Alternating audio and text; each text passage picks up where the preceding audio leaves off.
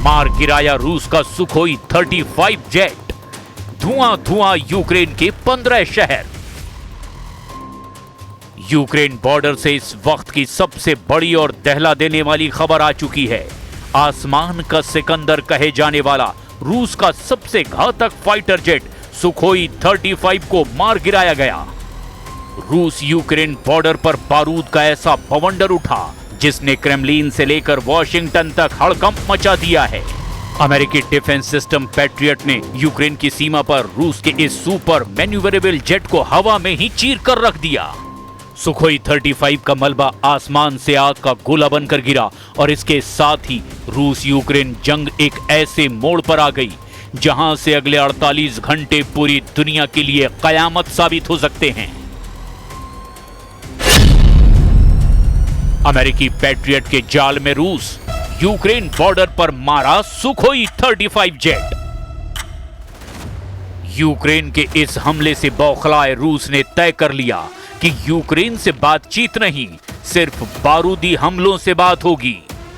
Sukhoi 35 का मारा जाना रूस के लिए एक बहुत बड़ा नुकसान है और रूस की साख पर बड़ा बट्टा भी है। आइए आपको बताते हैं कि बॉर्डर पर हुए इस रोंगटे खड़े कर देने वाले मुकाबले की इनसाइड स्टोरी आखिर क्या है। रूस की वायुसेना का सुखोई 35 जेट यूक्रेन के अग्रिम मोर्चों पर गाइडेड बम बरसाने के लिए सीमा के बेहद करीब उड़ान भर रहा था।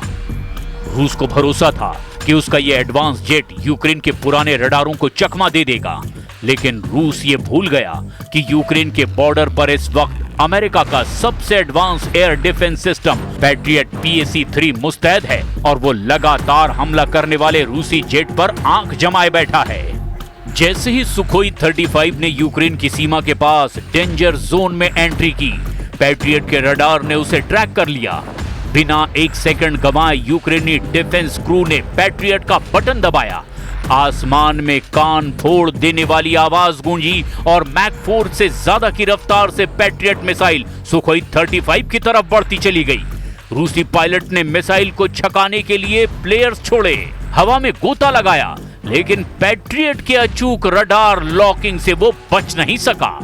मिसाइल सीधे सुखोई 35 के इंजन से टकराई और रूसी वायुसेना का गौरव कहा जाने वाला जेट पलक झपकते ही खाक हो गया। रूसी पायलट को इजेक्ट करने का मौका तक नहीं मिला।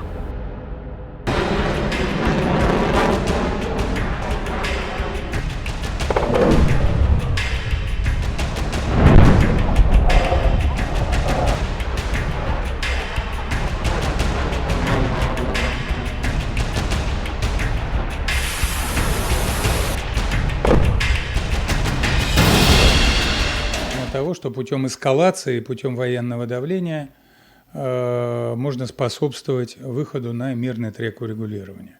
Это ошибочное суждение. Я хочу вам напомнить заявление президента Путина о том, что чем больше украинский режим, киевский режим будет бить по объектам нашей инфраструктуры, тем больше нам придется делать зону безопасности. Поэтому дальнейшая эскалация возможно, продлит специальную военную операцию в какой-то степени, мы не можем точно сказать в какой, но это приведет... पुतिन ने लिया सुखोई 35 का बदला, फूंक डाले यूक्रेनी शहर। बॉर्डर पर सुखोई 35 का गिरना और रूस के भीतर तेल रिफाइनरी का जलना, इन दोनों घटनाओं ने व्लादिमीर पुतिन को उस मोड़ पर लाकर खड़ा कर दिया जहां वो चुप नहीं बैठेंगे। खुफिया सूत्रों का दावा है कि क्रेमलिन ने नेटो देशों को आखिरी चेतावनी दे दी है। पुतिन ने कहा कि अगर पश्चिमी हथियारों का इस्तेमाल रूसी विमानों को गिराने के लिए इसी तरह होता रहा तो रूस यूक्रेन के पड़ोस में मौजूद नेटो के लॉजिस्टिक बेस पर सीधे हमला कर सकता है। इधर खबर है कि अपने सुखोई 35 के शिकार से बौखलाए रूसी राष्ट्रपति व्लादिमीर पुतिन ने अब यूक्रेन पर अब तक का सबसे बड़ा क्रूर और भीषण पलटवार किया है। यूक्रेनी वायुसेना के ताजा दावों के मुताबिक रूस ने आधी रात में यूक्रेन के रिहायशी और औद्योगिक इलाकों पर 137 कामिकाज़े ड्रोन और बैलिस्टिक मिसाइलों से हमला बोल दिया। हालांकि यूक्रेन का दावा है कि उसने अपने एयर डिफेंस के दम पर रिकॉर्ड 114 ड्रोनों को हवा में ही नष्ट कर दिया, लेकिन जो मिसाइलें जमीन पर गिरी उन्होंने तबाही मचा दी। रूस ने यूक्रेन के सबसे महत्वपूर्ण बंदरगाह शहर ओडेसा को भी निशाना बनाया। इस हमले में रूस ने प्रतिबंधित क्लस्टर हथियारों से लैस बैलिस्टिक मिसाइल का इस्तेमाल किया, जिसने ओडेसा पोर्ट के बड़े हिस्से को मलबे के ढेर में तब्दील कर दिया। कई नागरिक इस हमले की चपेट में आए हैं और ओडेसा का आसमान इस वक्त काले धुएं से पटा हुआ है। सिर्फ इतना ही नहीं, रूस के तागानरोग सी पोर्ट पर भी यूक्रेन ने 2 ईंधन डिपो को उड़ा दिया, जिसके बाद रूसी प्रशासन को वहां से आम नागरिकों को रातों रात सुरक्षित ठिकानों पर निकाल कर ले जाना पड़ा। रूस के रक्षा मंत्रालय ने माना है कि उन्होंने पिछले 24 घंटे में 370 से ज्यादा यूक्रेनी ड्रोन इंटरसेप्ट किए हैं, लेकिन इस ड्रोन तांडव ने रूस के भीतर एक भयानक ईंधन संकट पैदा कर दिया है। रूस की लगभग 65% आबादी इस वक्त पेट्रोल डीजल की भारी किल्लत से जूझ रही है।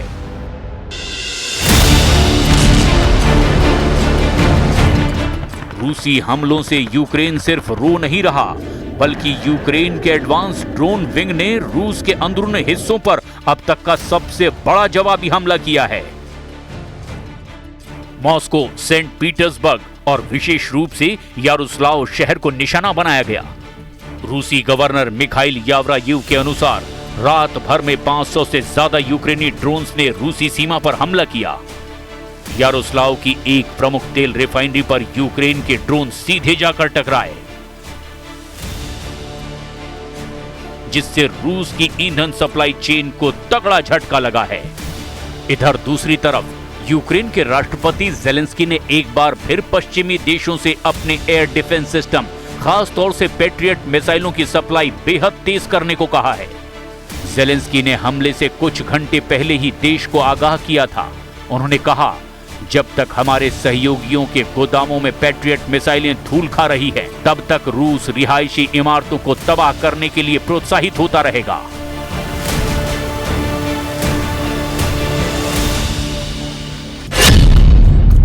सौ घंटे में कीव पर कब्जा, पुतिन का जेलेंस्की को चैलेंज। रूस ने पिछले 24 घंटे में यूक्रेन पर 570 हवाई हमलों से युद्ध को बेरहम युद्ध बना दिया है। किंजल, जिरकॉन जैसे घातक मिसाइल और शाहिद 136 के जेरान जैसे आत्मघाती ड्रोन यूक्रेनी शहरों के लिए काल बन चुके हैं। राजधानी कीव में रात के अंधेरे में रूस के हवाई हमलों से कीव का आसमान बिजली युद्ध के मैदान जैसा नजर आ रहा था। एक के बाद एक मिसाइल और ड्रोन हमले से कीव में भयंकर नुकसान हुआ।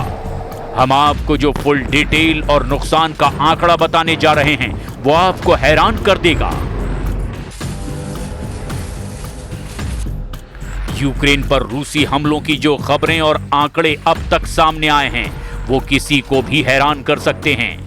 यूक्रेन ने इसे हाल के महीनों के सबसे बड़े हमलों में से एक बताया है।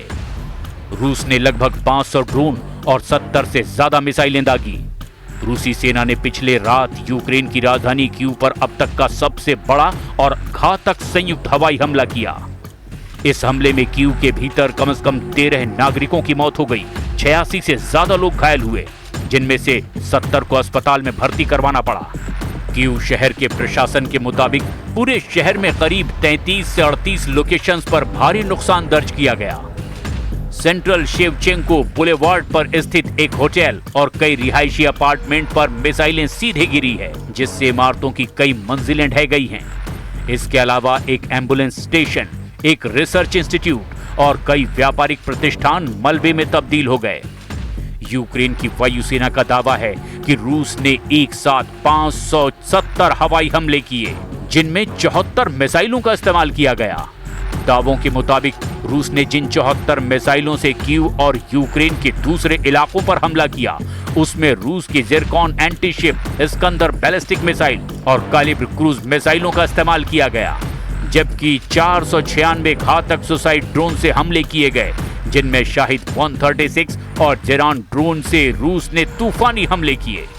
हालांकि यूक्रेनी सेना का दावा है कि उसने 570 रूसी हमलों में से 524 रूसी हमलों को हवा में ही तबाह कर दिया। रूस ने घातक बैलिस्टिक मिसाइलों से हमला करके जेलेंस्की को बैकफुट पर पहुंचा दिया है। कीव पर बड़े हमले की खुफिया रिपोर्ट मिलते ही राष्ट्रपति जेलेंस्की अपना डब्लिन यानी कि आयरलैंड का दौरा बीच में ही रद्द करके तुरंत यूक्रेन लौट आए हैं। Утром сегодня во время, собственно, ежедневного доклада Верховному главнокомандующему начальник Генштаба Герасимов также доложил о результатах массированного ответного удара вооруженных сил Российской Федерации по Киеву, другим населенным пунктам в контексте ударов, конечно же, исключительно по военным или околовоенным объектам. कीव पर कब्जा, युद्ध का केंद्र पोक्रोवस्क। यूक्रेन ने रूस में 2 से 3 हजार किलोमीटर अंदर घुसकर अपनी लॉन्ग रेंज के ड्रोन और फ्लेमिंगो क्रूज मिसाइलों से हमला करके रूस की तेल सप्लाई और उत्पादन को ठप कर दिया है। लेकिन यूक्रेन ये भूल गया कि जब रूस पलटवार करेगा तो उससे यूक्रेन को बेहिसाब दर्द और नुकसान होगा। शायद यूक्रेन को रूस का घातक हमला करना बेहद भारी पड़ रहा है।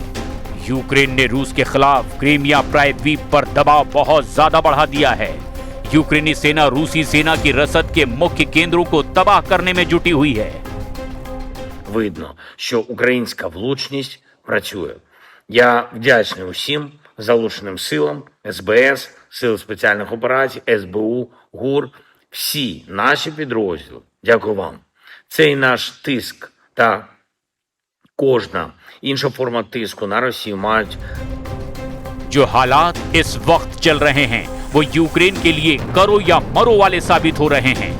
देखना अब ये है कि इस चुनौती से यूक्रेन कैसे निपटेगा और रूस कैसे यूक्रेन में अपने मिशन को पूरा करता है।